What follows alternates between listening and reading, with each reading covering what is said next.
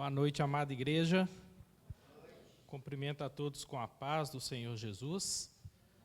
É uma felicidade muito grande estar aqui à frente, né, para compartilhar um pouco da palavra de Deus. É também uma responsabilidade, né, ainda mais nós que não temos essa prática, né, cotidiana, como os nossos pastores têm. Então a gente fica um pouco nervoso. Peço aos irmãos que relevem aí qualquer falha de minha parte. Gostaria de pedir-lhes que abram suas Bíblias no Salmo 84 e se coloquem em pé em reverência à palavra de Deus, para a gente estar lendo aí esse salmo, né? Salmo dos descendentes de Corá, feito durante uma época de exílio na Babilônia, onde os irmãos estavam impedidos de ir até a casa de Deus, né? Salmo 84. Todos conseguiram achar aí? Amém? Diz assim a palavra de Deus: Como é agradável o lugar de tua habitação, ó Senhor dos exércitos. Sinto desejo profundo, sim, morro de vontade de entrar nos pátios do Senhor. Com todo o meu coração e todo o meu ser, aclamarei ao Deus vivo. Até o pardal encontra um lar, e a andorinha faz o ninho e cria seus filhotes perto do teu altar. Ó Senhor dos exércitos, meu Rei e meu Deus, como são felizes os que habitam em tua casa, sempre cantando louvores a ti. Como são felizes os que de ti recebem forças, os que decidem percorrer os teus caminhos. Quando passarem pelo vale do choro, em algumas traduções, vale de Bacá também, ele se transformará no lugar de fontes revigorantes. As primeiras chuvas o cobrirão de bênçãos.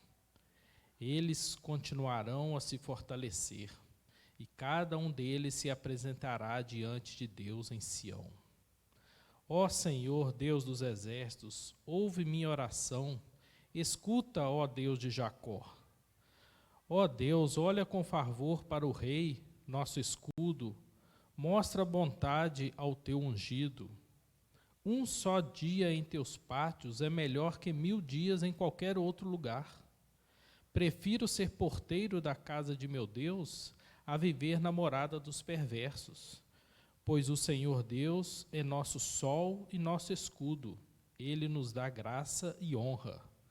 O Senhor não negará bem algum àqueles que andam no caminho certo.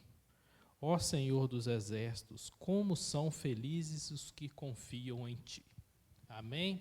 Podeis assentar, amados, mas mantenham as suas Bíblias abertas que nós vamos voltar ao texto aí algumas vezes. Esse salmo, ele suscita uma pergunta em nossos corações. Onde você guarda o seu coração?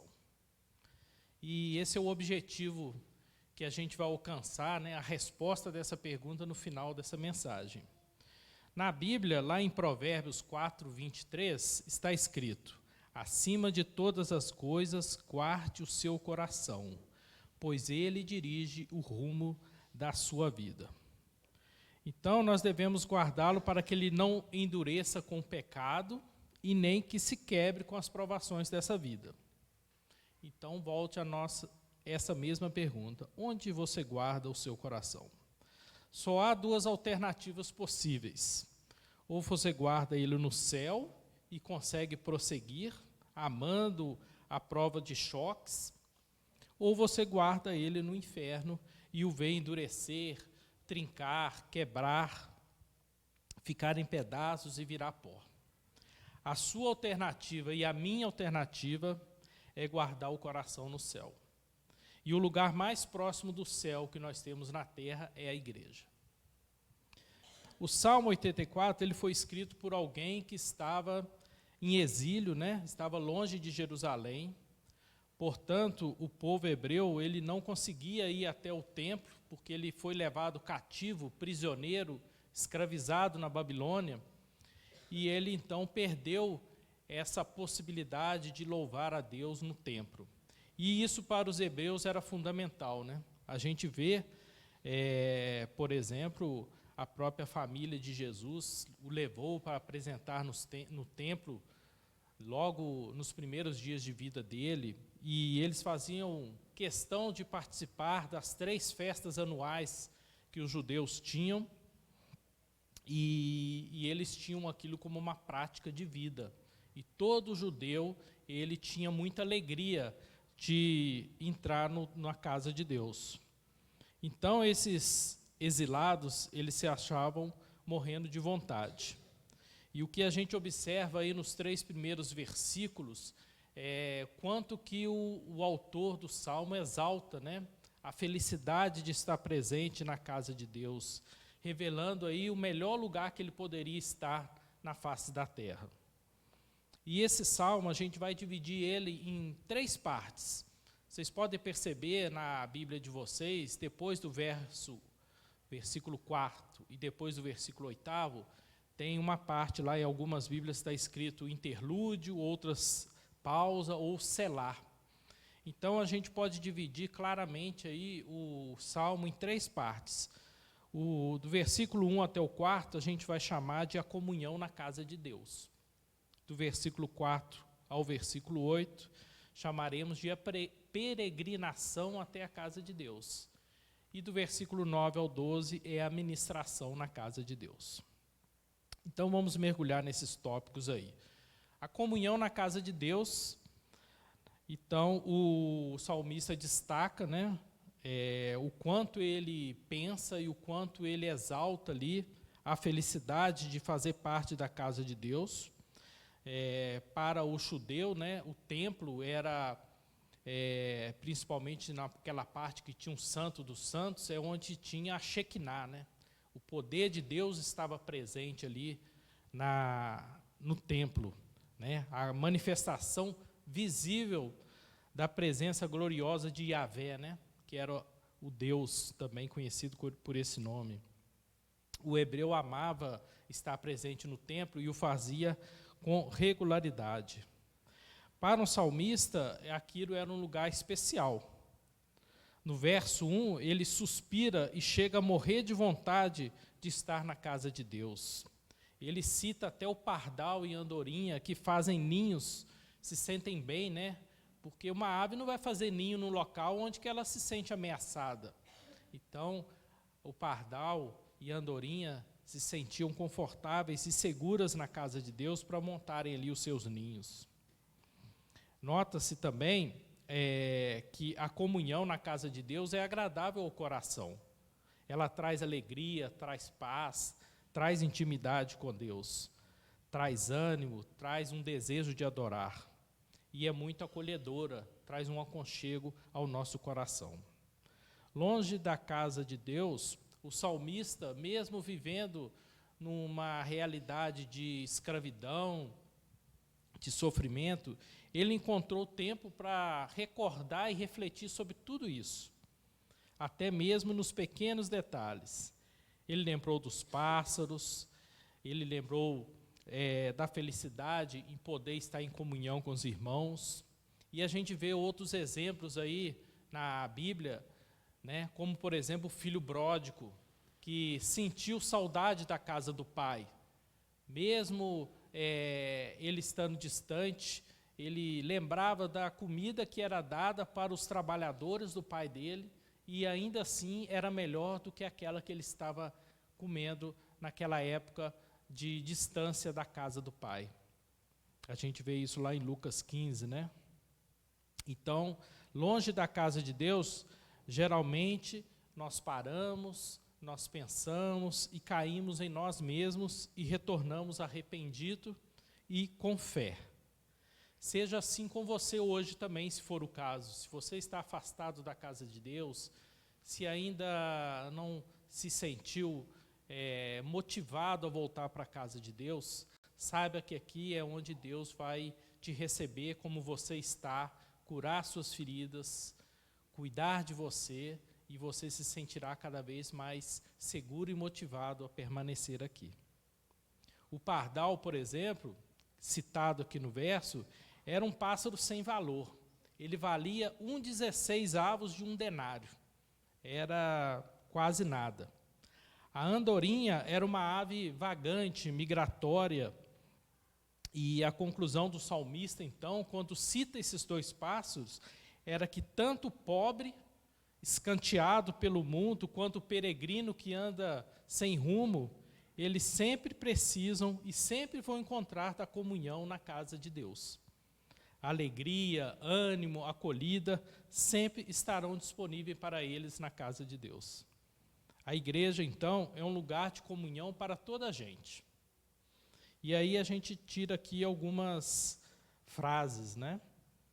A comunhão da igreja é para os pobres e desprezados pelo mundo, mas que caíram em si.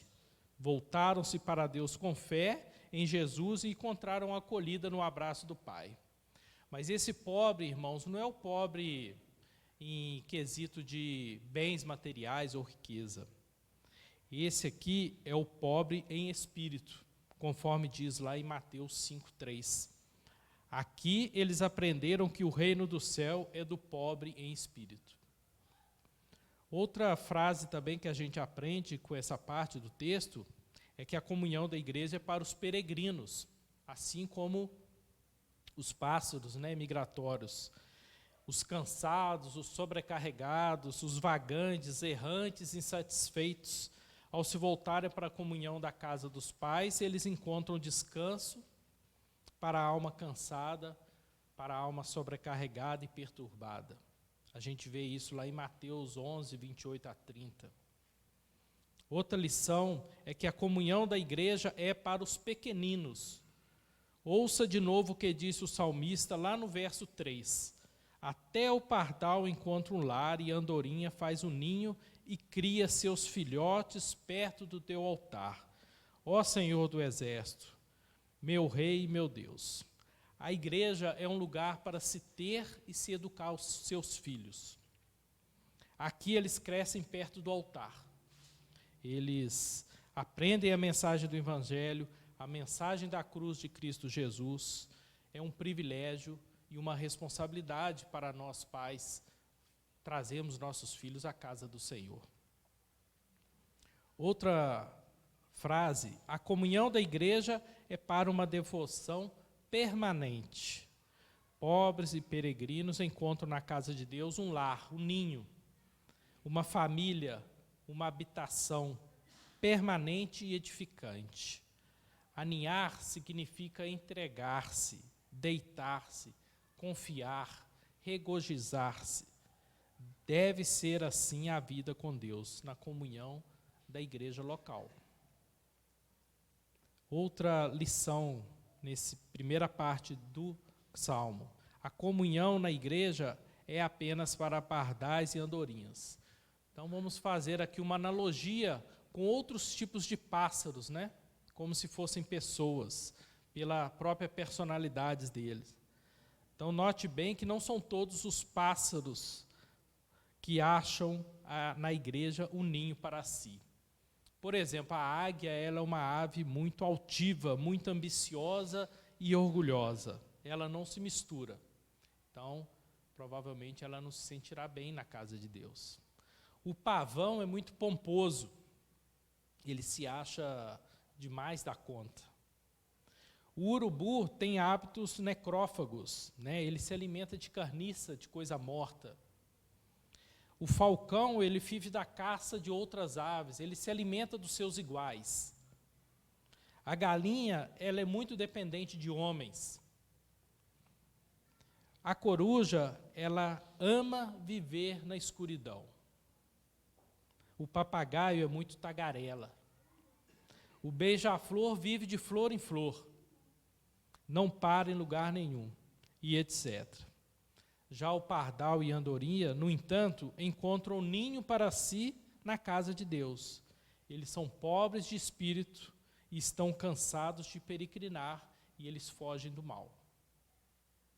Em Provérbios 26:2, diz assim a palavra de Deus: como o pardal que alça voo e a andorinha que atravessa o céu, a maldição imerecida não pousa sobre quem ela é dirigida. Então, na igreja se encontra proteção contra essas mazelas. Então, o que fica de mensagem nessa primeira parte? Fujamos do mal, fujamos do pecado, da maldição deste mundo e refugiemos em Jesus Cristo, na comunhão da igreja local. Conforme diz Efésios 2,16, assim ele, Cristo, os reconciliou com Deus em um só corpo, a igreja, por meio de sua morte na cruz. Sejamos como pardal em andorinha, aninhemos em Cristo, façamos morada na igreja do Deus vivo. Aqui é um lugar de comunhão para você guardar o seu coração em Deus. Venha para a comunhão da casa de Deus, com o Pai, o Filho, o Espírito e os irmãos. A segunda parte do Salmo, que vai do verso 5º ao 8º, fala sobre a peregrinação até a casa de Deus. O Salmo prossegue e ele vai nos contar mais. Vamos ler novamente esses versículos. Verso 5. Como são felizes os que de ti recebem forças, os que decidem percorrer os teus caminhos. Quando passarem pelo vale do choro, ou vale de Baca, ele se transformará num lugar de fontes revigorantes. As primeiras chuvas o cobrirão de bênçãos. Eles continuarão a se fortalecer e cada um deles se apresentará diante de Deus em Sião. Ó Senhor, Deus dos exércitos, ouve a minha oração, escuta, ó Deus de Jacó. Esse termo, como são felizes em hebraico, é a palavra ashre. E ela é encontrada aí nos 3 versículos, em 3 versículos desse salmo, nos 4, no 5º e no 12º. E é a palavra para bem-aventurado. É a ideia de se estar completo, realizado, caminhando para um estado de completude. Bem-aventurado, então, é quem habita na casa do Senhor. O peregrino que vai à casa do Senhor se fortalecer. E não basta apenas ir à casa do Senhor, é preciso levar consigo uma expectativa e uma alegria no coração. Desse modo, recebe-se força e continua-se a se fortalecer. Vamos falar um pouco sobre esse vale, né? Na última canção ali também, citou esse vale. Ele é conhecido, né, como Vale de Baca, ou Vale do Choro, ou Vale Árido. É um local geograficamente desconhecido fora da Bíblia. Mas, na Bíblia, ele é também conhecido como balsameira, ou álamo. Por quê? Porque esse vale árido é um local onde se nascem esse tipo de árvores, né? Árvores que choram, árvores que soltam lágrimas. As balsameiras são esse tipo de planta que destila, gotejam, né, ou choram um bálsamo, que é uma resina de odor agradável e que veio a significar figurativamente conforto, lenitivo, alívio. Então, o Vale de Baca é onde tem esse tipo de árvore. E Jesus, né, sobre essas peregrinações de Israel aí, é um tipo de símbolo também que mostra a nossa peregrinação aqui na terra. Essa peregrinação até o templo, né, é um paralelo com a nossa vida aqui na terra. E Jesus já disse, né, aos discípulos, vocês não são deste mundo. E Paulo também escreveu aos Filipenses, a nossa pátria está nos céus. E Pedro também endereçou suas cartas aos eleitos, peregrinos e forasteiros. Então, nós não somos deste mundo. E para nós chegarmos até a nossa pátria celestial, até o templo de Deus, nós teremos que enfrentar essa peregrinação. E os hebreus faziam também muitas peregrinações até Jerusalém, para poderem ir até o templo do Senhor, com o propósito de adorar a Deus. E durante essa peregrinação eles enfrentavam todos esses perigos aí que nós vamos detalhar aqui ao longo do estudo. Entretanto, não há por que negar que alguns desses trechos, como eu já havia dito, têm sido muito difíceis. Não temos como evitar o vale do choro ou o vale de lágrimas citado. Gostaríamos, que o salmo do pastor, que é o Salmo 23, nós gostaríamos que tivesse só aquela parte que fala sobre águas tranquilas, mesas postas, pastos verdejantes, porém, o Salmo cita também o vale da sombra da morte. É uma referência ali ao vale árido ou vale de Baca. Se você, irmão, está passando por esse vale, quero informar-lhe que o seu equivalente geográfico recebeu este nome não porque era árido, porque era difícil, sofrido, mas por causa das plantas que ali cresciam e choravam bálsamo. Então, esse vale cheira a bálsamo, ele cheira a Cristo. Veja comigo, então, quanto conforto existe nesse vale. Primeiro, ele é para todos os cristãos, sem nenhuma retirada, Todos eles vão ter que passar por esse vale. Os hebreus de quase toda a Palestina que passar pelo vale, quando o caminho era Jerusalém, todos eles tinham que passar. A geografia e a topografia obrigavam eles a percorrer esse caminho. E na experiência cristã não é diferente. Poucos podem ser levados como que por via aérea do berço para a glória de Jerusalém celestial. Podem até sofrer muito pouco e escaparem do vale do choro ou de lágrimas. Mas todos os outros, ou seja, a maioria de nós, tem que passar pelo vale de lágrimas.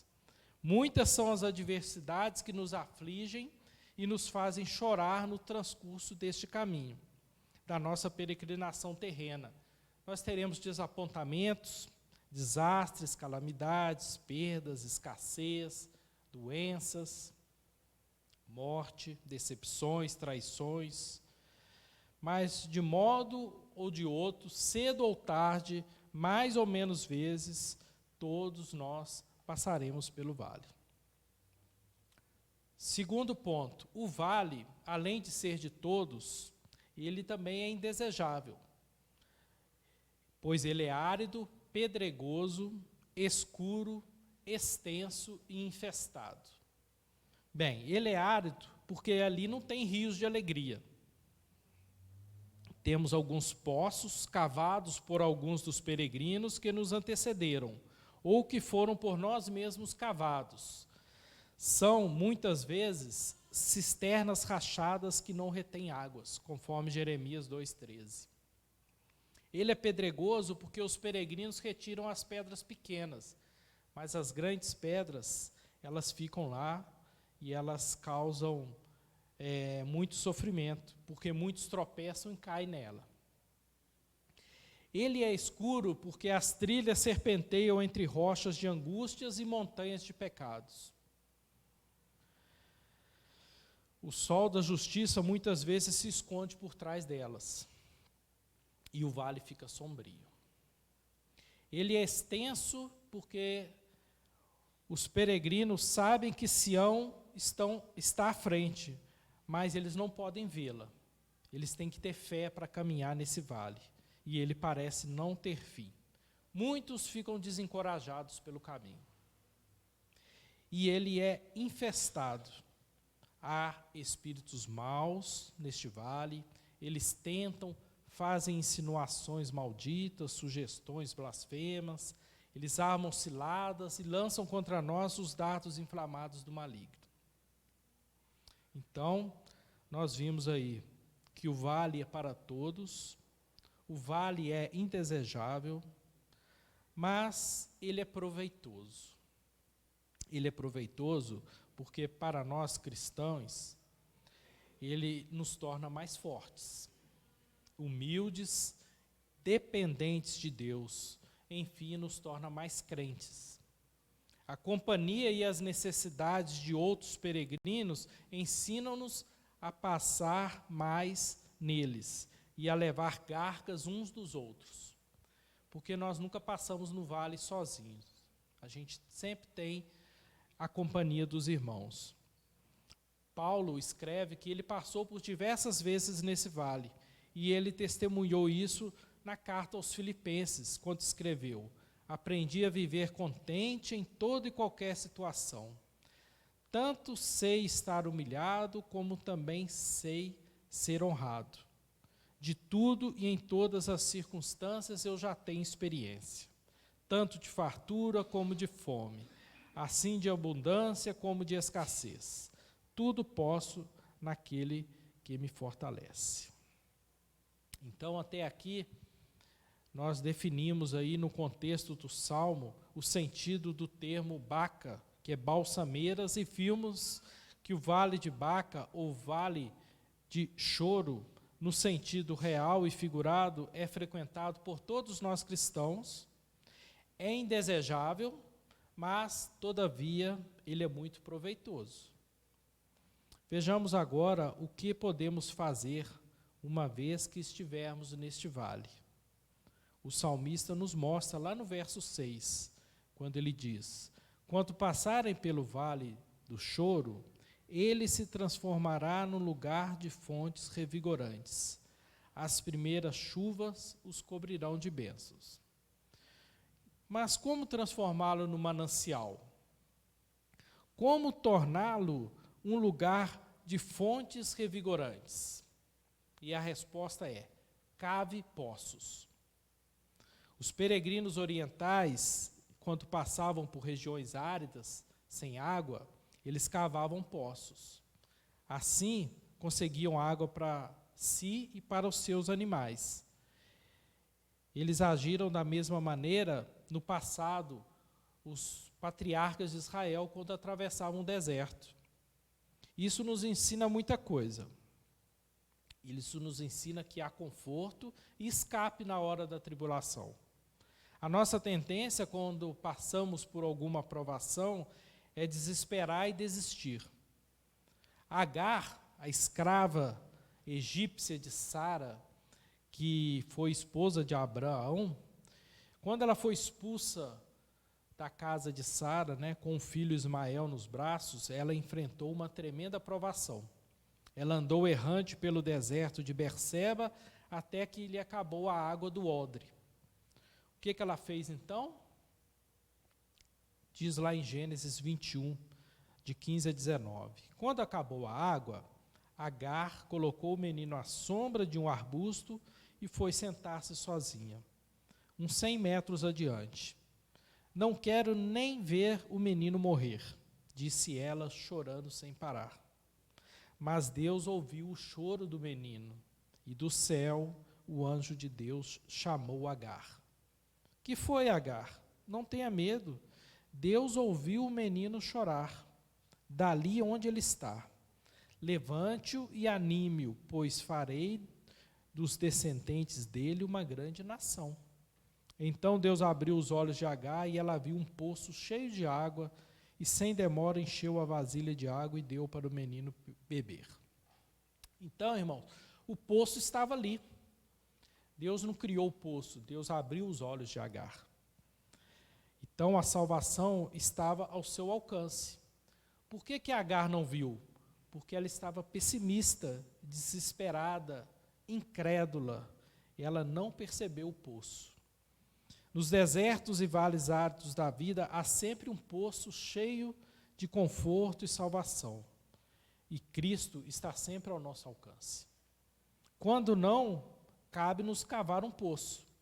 O conforto e a saída podem custar um esforço. Se o poço não está cavado, temos que cavá-lo nós mesmos. E isso requer um esforço intenso. No entanto, vale a pena. É melhor do que só sentar e chorar e ficar esperando o imprevisível, talvez até o fim. Muito da miséria e da derrota de tantos cristãos vem da sua inércia.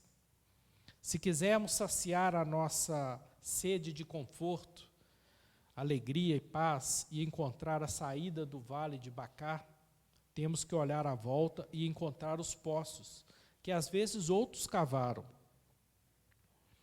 Ou então cavar nós mesmos os nossos poços. Na palavra de Deus, na oração, na adoração, no aconselhamento cristão, na comunhão na casa de Deus e na igreja de Jesus Cristo. O conforto e a saída encontrados por um servirão a outros. Os poços abertos pelos peregrinos de hoje serão úteis aos peregrinos de amanhã. Os samaritanos e o próprio Jesus serviram-se da fonte de Jacó. No sentido figurado que estamos considerando, os salmos são fontes de conforto que Davi e outros cavaram quando estiveram no vale de Baca. E deles hoje nós bebemos ao lermos os salmos. E após cavar o seu poço, espere a chuva. No verso 6, novamente, diz que quando nós passarmos pelo vale do choro, ele se transformará no lugar de fontes revigorantes. As primeiras chuvas os cobrirão de bênçãos. Isso estabelece uma distinção muito importante entre esse poço e outro tipo de poço. O poço que cavamos no Vale de Bacar, ou do Choro, geralmente são um poço do tipo reservatório. Ou seja, nós os cavamos, mas eles só se encherão quando Deus fizer chover. Tais poços não se enchem de baixo para cima, eles se enchem de cima para baixo. Nós fazemos a nossa parte, Deus faz a dele. Cavar poços, abrir reservatórios é um meio e não um fim. A bênção não está no meio, no reservatório, mas no Deus dos meios, que enche o reservatório com o seu conforto, a sua alegria, a sua salvação, seu poder e a sua presença. Deus e Cristo, pelo Espírito Santo, estão conosco no Vale de Baca. Por isso, o vale cheira a bálsamo. Há poços cheios no vale, e o vale certamente nos permitirá descobri-los, os poços. Se assim não for, o vale nos ajudará a cavar novos poços, nossos próprios poços, e prontamente o Senhor os encherá de bênçãos. Então, desfrute de sua presença. As pessoas que são bem-aventuradas, abençoadas por Deus, passam por lugares áridos e fazem deles um lugar de fontes. Seremos sempre abençoados com a presença de Deus. Como diz Mateus 28:20, e lembre-se disto, estou com vocês até o fim dos tempos. Agora, queremos apenas ser abençoados ou nossa presença transforma lugares áridos em lugares de fontes para outras pessoas? Quem visita o hospedeiro, quem vai à casa de Deus, deve ser um transformador de ambientes. Você transforma o lugar por onde passa? Abençoa com poços que você cava? E a terceira parte aqui do Salmo fala sobre a ministração na casa de Deus. Vai do verso 9 ao verso 12, e a gente pode notar aí, em primeiro lugar, a postura daquele que vive na casa de Deus. Ele é piedoso. Então, é o que está nos falando lá no verso 9. Ó Deus, olha com favor para o rei, nosso escudo. Mostra bondade ao teu ungido.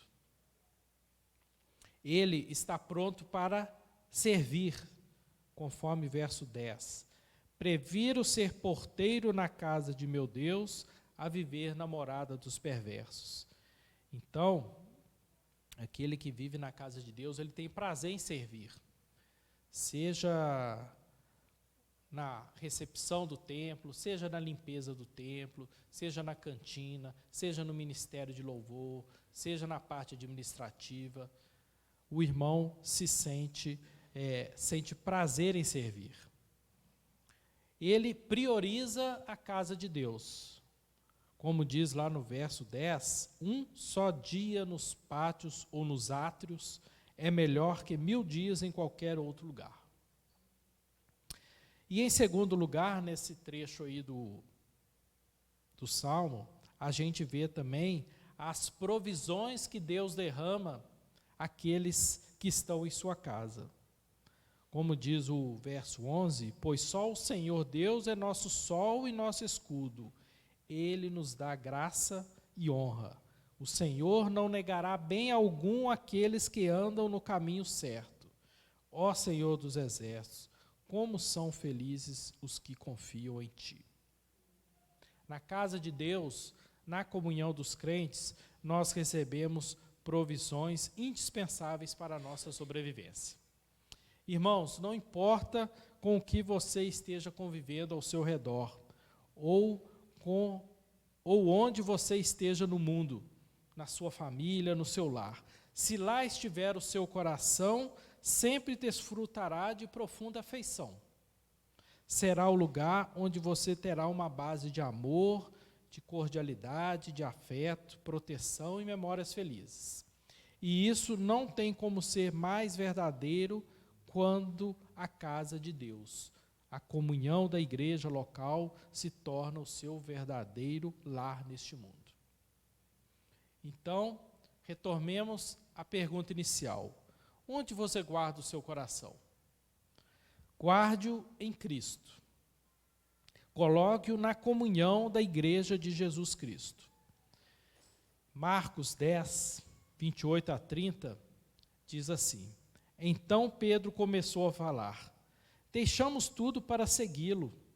Jesus respondeu: Eu lhes garanto que todos que deixaram casa, irmãos, irmãs, mãe, pai, filhos ou propriedades por minha causa e por causa das boas novas, receberão em troca neste mundo 100 vezes mais casas, irmãos, irmãs, mães, filhos e propriedades, com perseguição, e no mundo futuro terão a vida eterna. Onde está o seu tesouro, estará o seu coração. Se o seu coração estiver na família, na saúde ou em qualquer outra coisa, as chances são de que ele quebrará. Se o seu coração estiver no pecado ou mesmo nas coisas desta vida, ele endurecerá. E se você colocar o seu coração em nada nem em ninguém, ele se tornará como um boneco de cera sem vida. Coloque o seu coração em Cristo e no povo de Deus, na igreja, e você receberá em troca, neste mundo, 100 vezes mais casas, irmãos, irmãs, mães, filhos e propriedades. Tereis perseguição, sim, mas no futuro terá a vida eterna. E por último, gostaria de deixar aqui o Salmo 16, de 1 a 3, o Salmo de Davi, que diz: Guarda-me, ó Deus, pois em ti me refugio. Eu disse ao Senhor: Tu és meu Senhor. Tudo que tenho de bom vem de ti. Os que são fiéis aqui na terra são os verdadeiros heróis. Tenho prazer na companhia deles. Amém? Oremos.